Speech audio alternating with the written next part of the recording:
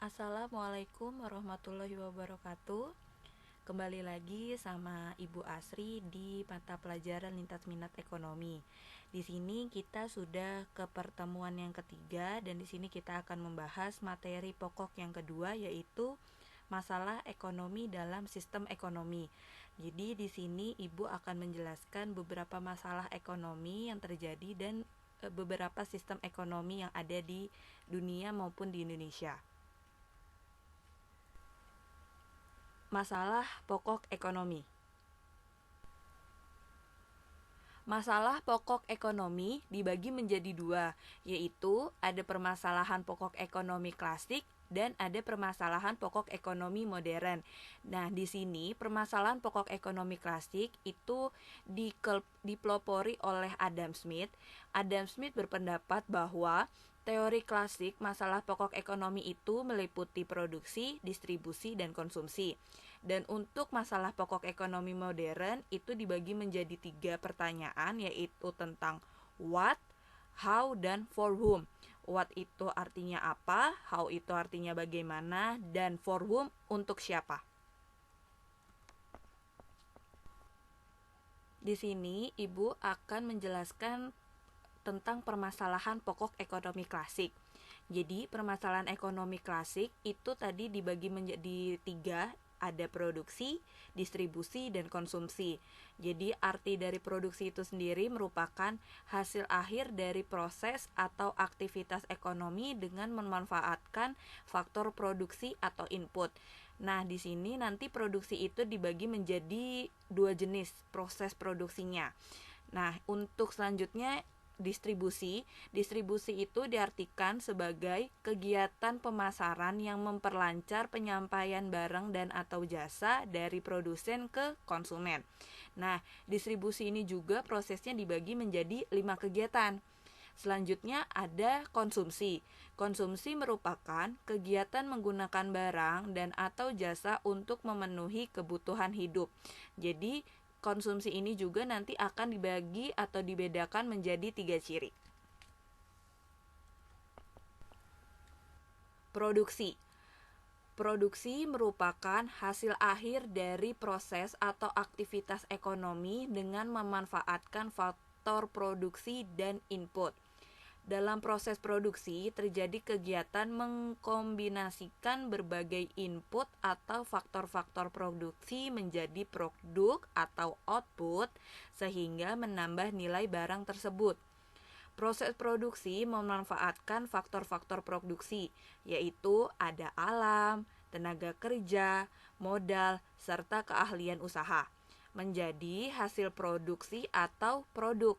Nah, di sini tadi Ibu bilang sudah dibagi menjadi 2. Itu ada proses produksi secara terus-menerus atau continuous proses, dan ada proses produksi terputus-putus atau intermittent proses.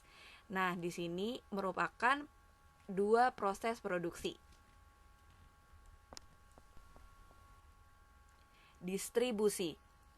Pengertian dari distribusi yaitu distribusi diartikan sebagai kegiatan pemasaran yang memperlancar penyampaian barang dan atau jasa dari produsen ke konsumen.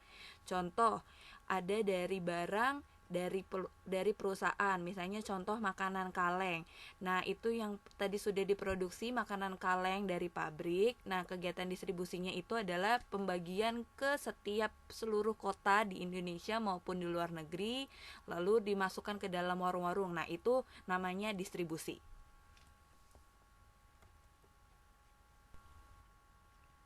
Proses distribusi dibagi menjadi 5 kegiatan. Yang pertama, ada mengelompokkan atau menyeleksi kegiatan distribusi ini dilakukan pengelompokan dengan menetapkan dan mengklasifikasi serta menentukan harga barang. Lalu yang kedua ada pengemasan dan pengepakan. Jadi kegiatan pengemasan atau pengepakan ini bertujuan melindungi produk dari berbagai kerusakan atau kasus kehilangan barang. Lalu yang ketiga, memberikan informasi atau promosi. Nah, kegiatan ini adalah kegiatan yang menginformasikan barang yang akan dipasarkan. Lalu yang keempat ada pengangkutan. Jadi kegiatan memindahkan barang dengan menggunakan barang atau alat transportasi tertentu. Dan yang terakhir ada penyimpanan. Penyimpanan yaitu kegiatan menyimpan barang sebelum barang dijual kepada konsumen.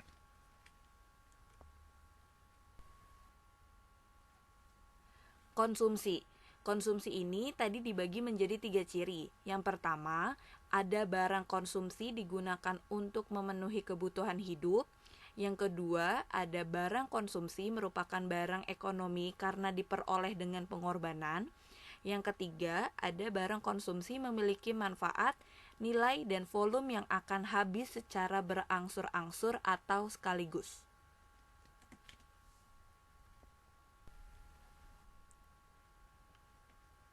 Permasalahan pokok ekonomi modern. Di sini, permasalahan pokok ekonomi modern dibagi menjadi 3. Yang pertama, ada barang apa yang akan diproduksi. Yang tadi yang Ibu bilang what. What itu artinya apa. Jadi barang apa yang akan diproduksi, berapa barang yang akan diproduksi, itu masuknya di permasalahan pokok ekonomi yang what. Lalu yang kedua yaitu how. Bagaimana barang tersebut diproduksi, bagaimana caranya memproduksi dari suatu barang itu. Nah, itu di how. Lalu yang ketiga, untuk siapa barang tersebut diproduksi, atau dengan kata lain for whom, untuk siapa. Selanjutnya, ini dari sumber yang lain atau dari referensi yang lain. Jadi, ada juga yang mengatakan bahwa masalah pokok ekonomi itu dibagi menjadi 2 lagi. Kalau yang tadi dibagi menjadi 2 yaitu klasik dan modern, kalau ini dibaginya menjadi masalah ekonomi mikro dan masalah ekonomi makro. Untuk masalah ekonomi mikro itu sama dengan masalah pokok ekonomi modern, yaitu ada barang apa yang diproduksi dan berapa jumlahnya. Lalu yang kedua ada bagaimana memproduksinya, dan yang ketiga untuk siapa diproduksi.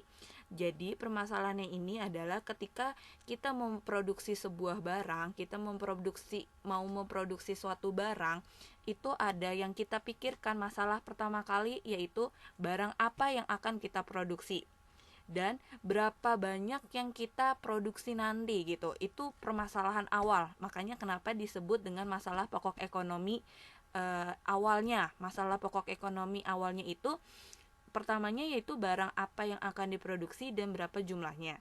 Lalu setelah kita sudah menemukan jawabannya, barang apa nih yang mau kita produksi dan kira-kira kita mau berapa banyak kita memproduksinya. Ketika kita sudah menemukan jawaban itu, lalu ada permasalahan yang kedua muncul, yaitu bagaimana memproduksinya, bagaimana caranya kita memproduksinya. Itu di permasalahan yang kedua.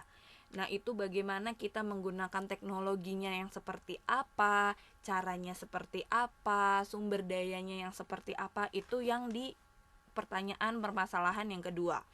Lalu yang terakhir, ketika kita sudah menemukan jawaban dari pertanyaan pertama dan pertanyaan kedua, setelah kita sudah menemukan barang apa yang kita akan produksi, lalu berapa banyak yang akan kita produksi, lalu bagaimana caranya, akan muncul lagi pertanyaan yang ketiga, masalah yang ketiga, yaitu untuk siapa kita memproduksinya. Barang itu kita peruntukkan untuk siapa. Nah, itu masalah yang ketiga. Mungkin untuk kalangan menengah ke bawah atau untuk kalangan mahasiswa dan pelajar. Nah, itu permasalahan itu akan muncul ketika menemukan jawaban 1 dan 2, dan nanti kita juga masalah itu akan bisa dijawab gitu. Itu untuk ekonomi mikro. Jadi lingkupnya kecil, Nak. Jadi lingkup ekonomi mikro itu hanya bagi untuk satu produksi barang, hanya bagi satu perusahaan. Itu ekonomi mikro. Sedangkan kalau ekonomi makro, permasalahannya itu sudah jauh lebih luas, jauh lebih global. Yang pertama, permasalahannya itu ada tentang pertumbuhan ekonomi, lalu masalah ketidakstabilan kegiatan ekonomi, lalu ada masalah pengangguran, masalah inflasi, dan masalah neraca perdagangan. Itu sudah masalah yang jauh lebih global. Contoh, dengan adanya COVID, ini merupakan masalah ekonomi makro. Kenapa? Karena satu Indonesia merasakan, bahkan dari satu dunia pun merasakan efek dari masalah efek dari COVID ini. Nah, itu akan mempengaruhi dari ekonominya juga. Jadi masalah ekonomi makro untuk perihal COVID yang yang lagi terjadi di tahun ini kayak gitu. Nah, yang tadi sudah Ibu jelaskan sebelumnya, ada masalah ekonomi mikro, yaitu ada what, apa dan berapa barang yang akan diproduksi. Lalu yang kedua, bagaimana memproduksinya. Dan yang ketiga, untuk siapa diproduksinya. Jadi yang tadi sudah Ibu jelaskan di sebelumnya, ini untuk tentang masalah ekonomi mikro yang lingkupnya jauh lebih kecil, yang hanya cuma satu perusahaan atau hanya untuk satu barang, satu produksi barang.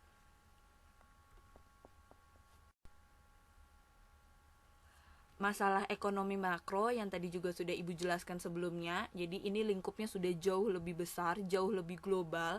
Nah, itu yang tadi ada pertumbuhan ekonomi, yaitu perkembangan kegiatan dalam perekonomian yang menyebabkan kapasitas barang dan jasa yang diproduksi dalam masyarakat meningkat. Jadi kalau misalnya pertumbuhan ekonominya lambat atau pertumbuhan ekonominya cepat, itu udah masalah ekonomi makro. Lalu masalah ketidakstabilan kegiatan ekonomi. Dalam sistem ekonomi pasar, kegiatan ekonomi sering mengalami pasang surut. Ya, salah satunya yaitu ketika lagi COVID ini, salah satunya masalah ekonominya sedang mengalami penurunan atau lagi sedang surut. Gitu. Jadi, yang ketiga ada masalah pengangguran. Pengangguran adalah suatu kondisi ketika seseorang yang dikategorikan dalam golongan angkatan kerja yang ingin memperoleh pekerjaan tetapi belum dapat memperolehnya. Nah, itu adalah salah satu juga masalah yang global, pengangguran. Terus yang keempat ada masalah inflasi. Inflasi adalah suatu keadaan di mana harga naik secara umum dan terus-menerus. Itu sudah masalah yang global. Jadi kalau misalnya harga cabai naik, harga bawang naik, itu sudah masalah global. Nah, gitu, sudah masalah ekonomi makro. Lalu yang terakhir adalah masalah neraca perdagangan. Jadi neraca perdagangan atau balance of trade adalah ikhtisar yang menunjukkan selisih antara nilai transaksi ekspor dan impor suatu negara dalam jangka waktu tertentu. Nah, ini merupakan sebuah masalah atau beberapa masalah dari masalah ekonomi makro. Sistem ekonomi dan sistem perekonomian Indonesia.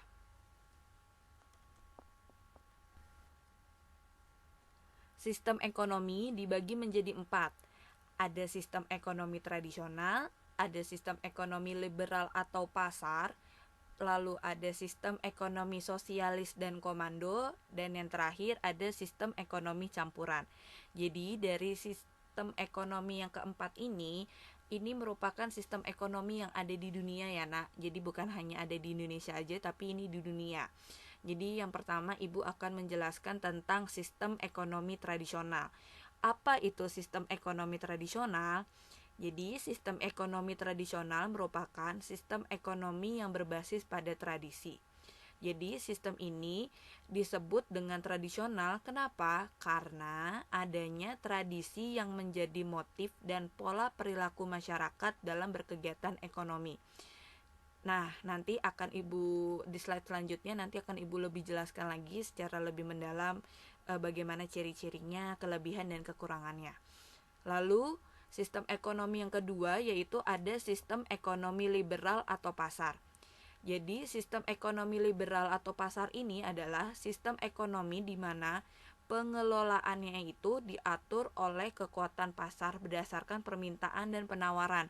Jadi sistem ekonomi liberal atau pasar ini tidak ada campur dari pemerintah. Nah, jadi sistem ekonomi ini diserahkan ke masyarakat. Semuanya yang mengatur masyarakat. Jadi dari harga itu yang menentukan antara dari permintaan dan dari penawaran. Jadi antara pembeli dan penjual. Nah, itu menemukan harga tuh dari situ. Jadi bukan pemerintah yang menentukan harga. Lalu sistem ekonomi ini banyak dianut oleh negara-negara di Eropa Barat dan Amerika Serikat. Jadi mereka sangat menjunjung tinggi tentang hak kebebasan. Jadi mereka bebas sekali gitu. Jadi tidak ada campur tangan dari pemerintah. Jadi semuanya dibebaskan di masyarakat gitu. Lalu yang ketiga yaitu sistem ekonomi sosialis atau komando. Nah, kebalikan dari sistem liberal atau pasar. Kalau tadi sistem ekonomi liberal atau pasar itu diserahkan semuanya ke masyarakat, sedangkan kalau sistem ekonomi sosialis atau komando, semuanya itu yang mengurus dan yang mengatur yaitu pemerintahnya.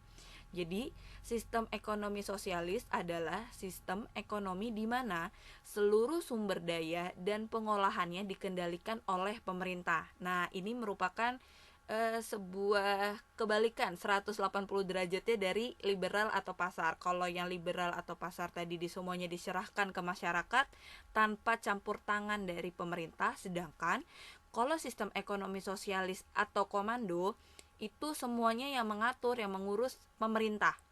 Diambil alih oleh pemerintah. Nah, sistem ini banyak dianut oleh negara-negara di Eropa Timur, Tiongkok, Korea Utara, dan beberapa negara di Amerika Latin. Nah, tadi sudah 3 sistem ekonomi. Yang terakhir ada sistem ekonomi campuran.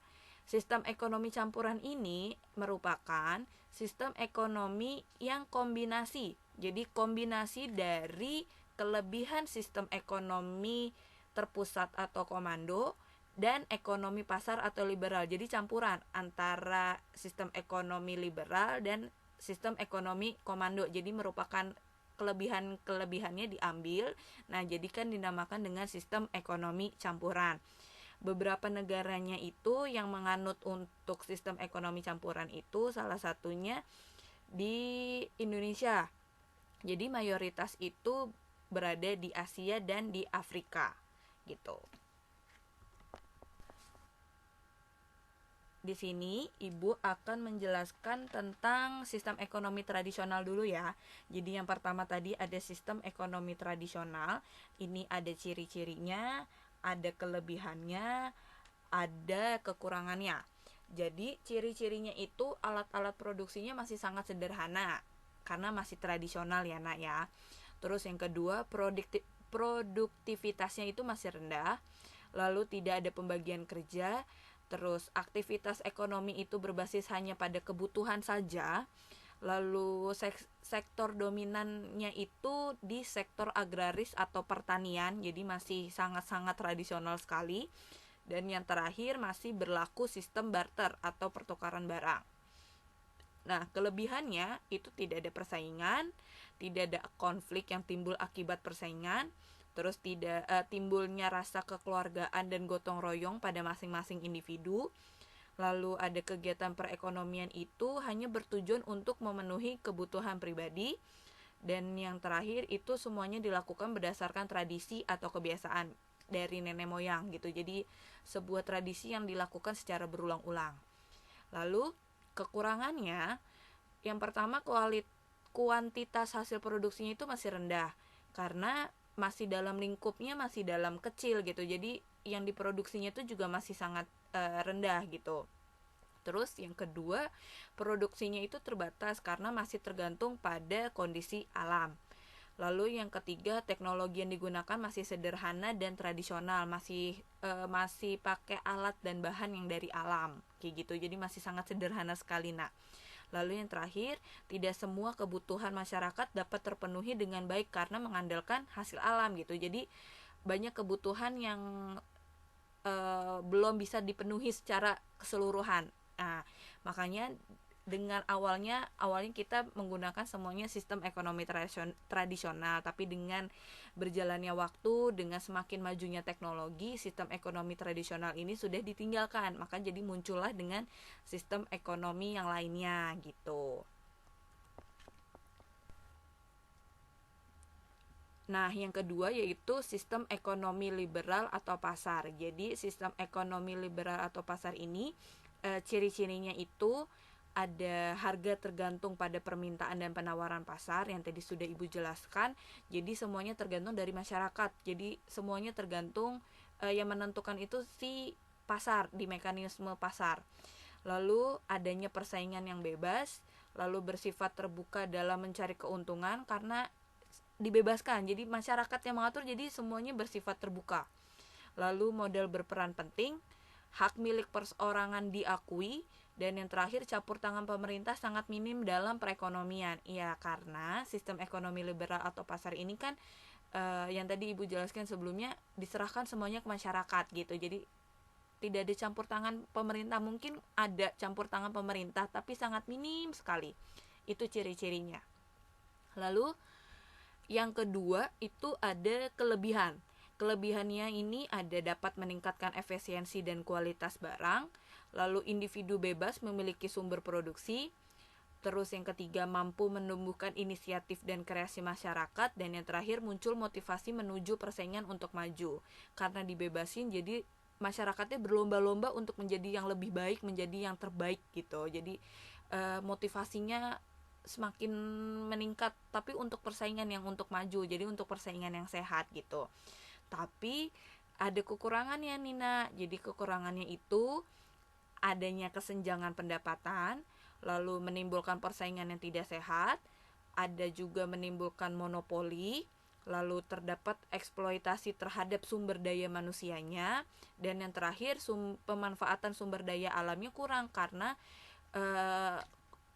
pemanfaatan sumber daya alamnya itu kurang memperhatikan kelestarian lingkungan. Jadi karena dibebasin jadi tidak ada untuk kelestariannya gitu. Jadi dieksploitasi secara terus-menerus untuk sumber daya alamnya.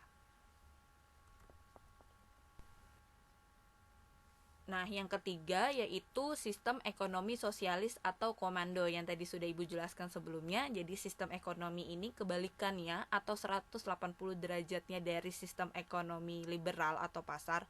Jadi kalau yang liberal atau pasar itu diserahkan semuanya ke masyarakat.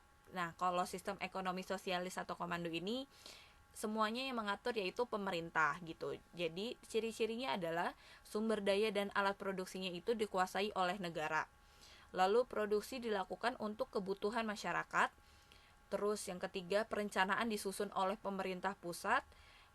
Dan yang keempat, inisiatif dan hak milik perseorangan dibatasi.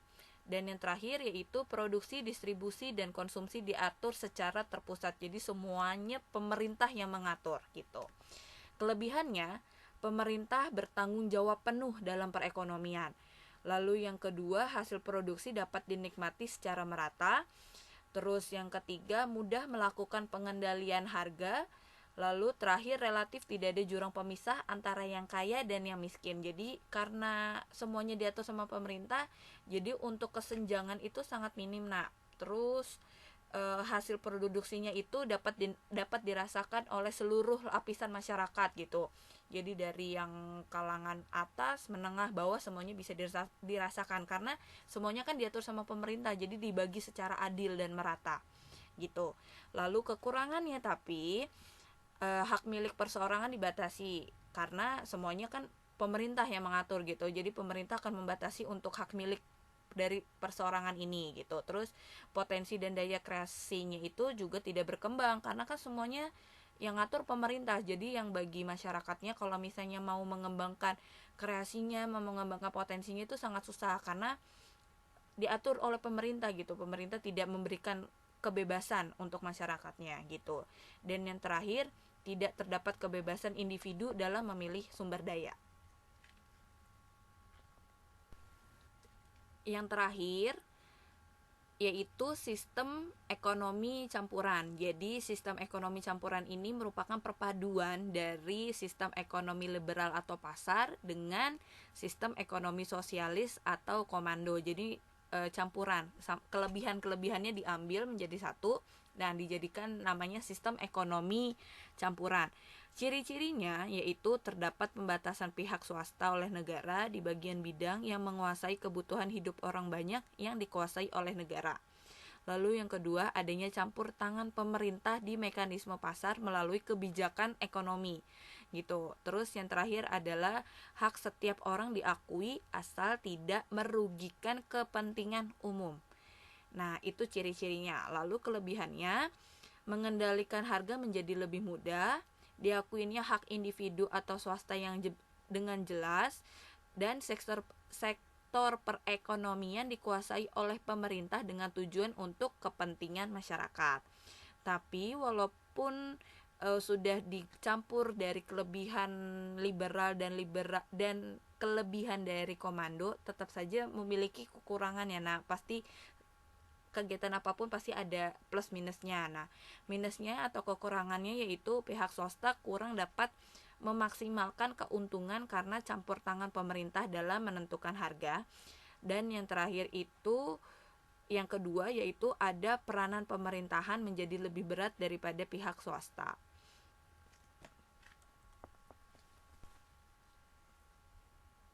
Sistem perekonomian Indonesia. Nah, jadi di Indonesia ini sistem perekonomiannya dinamakannya dengan yang lain. Nah, jadi sistem perekonomian Indonesia itu pada masa Orde Baru, sistem ekonomi Indonesia itu namanya sistem demokrasi ekonomi. Namun, sistem ekonomi itu hanya bertahan pada sampai masa reformasi. Jadi, setelah masa reformasi itu diganti menjadi sekarang pemerintahan melaksanakan sistem ekonomi itu yang berlandaskan ekonomi kerakyatan. Jadi, dari sistem demokrasi ekonomi berubah menjadi sistem ekonomi kerakyatan.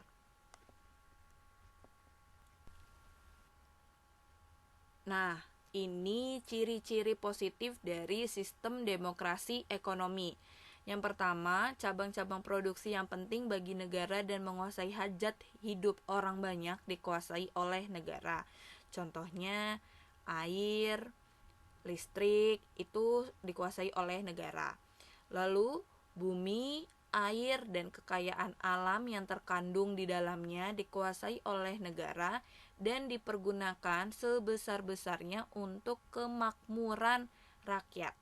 Lalu yang ketiga, perekonomian disusun sebagai usaha bersama berdasar atas asas kekeluargaan. Yang keempat, warga negara memiliki kebebasan dalam memilih pekerjaan yang dikehendaki, serta mempunyai hak akan pekerjaan dan penghidupan yang layak. Yang kelima, hak milik perorangan diakui dan pemanfaatannya tidak boleh bertentangan dengan kepentingan masyarakat. Semuanya kembali lagi ke kepentingan masyarakat ya, Nak. Lalu yang keenam, potensi, inisiatif, dan daya kreasi setiap warga negara dikembangkan sepenuhnya dalam batas-batas yang tidak merugikan kepentingan umum. Dan yang terakhir, fakir miskin dan anak-anak terlantar dipelihara oleh negara. Ini merupakan ciri-ciri positif dari sistem demokrasi ekonomi.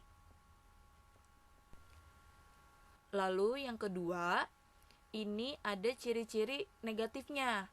Nah, ciri-ciri negatifnya yaitu sistem free fight liberalism, yaitu sistem persaingan bebas yang saling menghancurkan dan dapat menumbuhkan eksploitasi terhadap manusia dan bangsa lain. Lalu yang kedua, ciri negatifnya yaitu sistem etatisme, di mana negara beserta aparatur ekonomi negara bersifat dominan serta mendesak dan mematikan potensi dan daya kreasi unit-unit ekonomi di luar sektor negara. Yang terakhir, ciri-ciri dari negatifnya yaitu persaingan yang tidak sehat dan pemusatan kekuatan ekonomi pada satu kelompok dalam bentuk monopoli yang merugikan masyarakat. Nah, tadi itu merupakan dari sistem demokrasi ekonomi. Nah, ini karena setelah masa reformasi diganti menjadi sistem ekonomi kerakyatan. Jadi, sistem ekonomi kerakyatan itu ciri-cirinya yang pertama, bertumpu pada mekanisme pasar yang berkeadilan dengan prinsip persaingan yang ketat. Lalu yang kedua, memperhatikan pertumbuhan ekonomi, nilai keadilan, kepentingan sosial, dan kualitas hidup. Lalu yang ketiga, mampu mewujudkan pembangunan berwawasan lingkungan dan berkelanjutan. Lalu yang keempat, menjamin kesempatan yang sama dalam berusaha dan bekerja. Dan yang terakhir, ciri-cirinya yaitu adanya perlindungan hak-hak konsumen dan perlakuan yang adil bagi seluruh rakyat.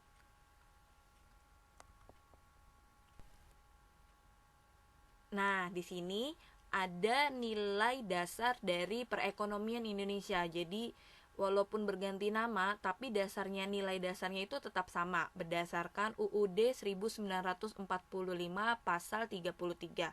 Jadi nilai dasarnya ini dibagi menjadi 5. Yang pertama ada kekeluargaan, kerjasama, gotong royong, keadilan, dan kemandirian.